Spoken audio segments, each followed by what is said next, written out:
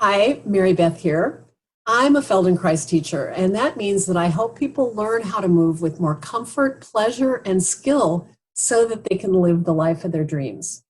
And today I'm excited to get to talk to my dear friend and colleague, Becky Behling in Austin, Texas.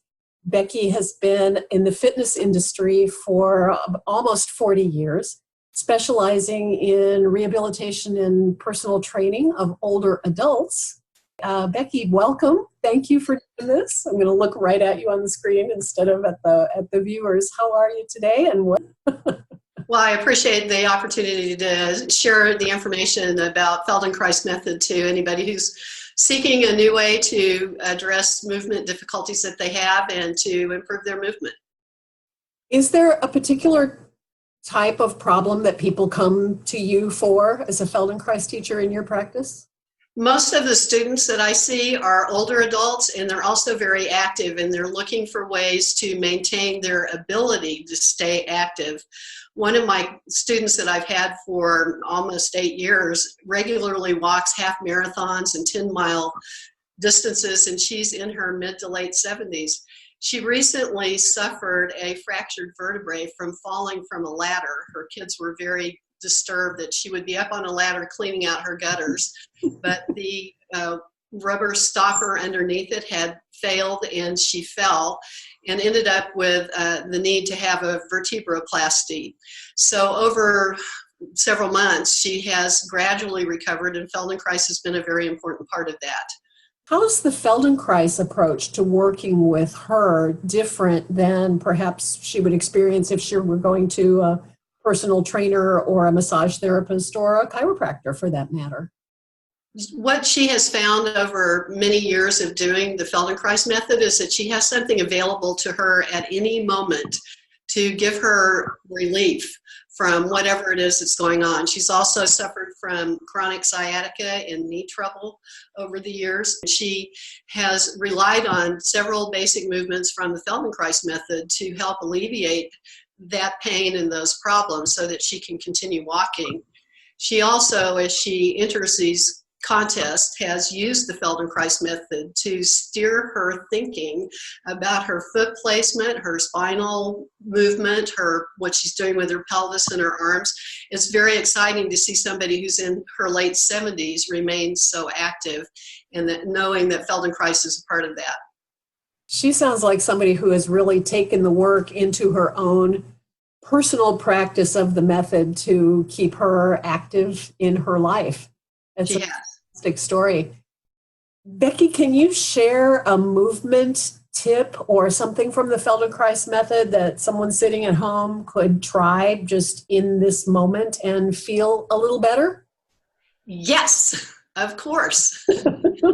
If in sitting, I would recommend rolling on the pelvis, which means that you feel your sit bones. They're two rounded, prominent bones at the base of your pelvis that are known officially as the ischial tuberosities, or in layman's terms, the sit bones. And if you're seated on a chair that's not very cushy, like a dining room chair, you can feel each side, if you rock a little bit side to side, that there are indeed two little bony things that you hang out on when you sit. Many people tend to slouch, and again, this particular student that I've had is very concerned about her posture as she's aged and wants to be upright. And if somebody is slouching, they'll notice that they're sitting toward the back of their sit bones, that their spine is curving forward. And the dilemma with a curved forward spine curving in that direction is that the head tends to jut forward so the eyes can still see the horizon. So that puts extra stress on the neck. So allowing the spine to curve in a way that brings the chin toward the throat and the gaze can look down and you can roll to the back of your sit bones is nice. And then the reverse of that curve, which causes somebody to roll to the front of the sit bone and lift the chest, is a lovely way to start oiling the hips, including the sacroiliac joints, and an easy movement of joint glide and the summation of those small degrees of motion in every joint available adds up to some pretty good outcomes for most people. So simply sitting on a chair, rounding the spine in one direction, rounding the spine in the other direction is a lovely way to access something very simple from the Feldenkrais method that gives a profound result.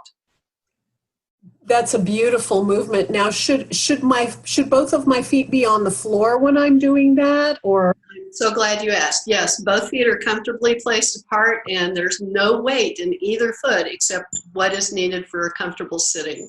And check that you're sitting comfortably so that you feel balanced and safe, and sit toward the front edge of the chair so your back is free to move, that there's not the back of the chair that's interfering with the movement. That's so counterintuitive too, because when most people are trying to fix their posture, the focus is all on the top and where they should have their shoulders and holding their head somehow.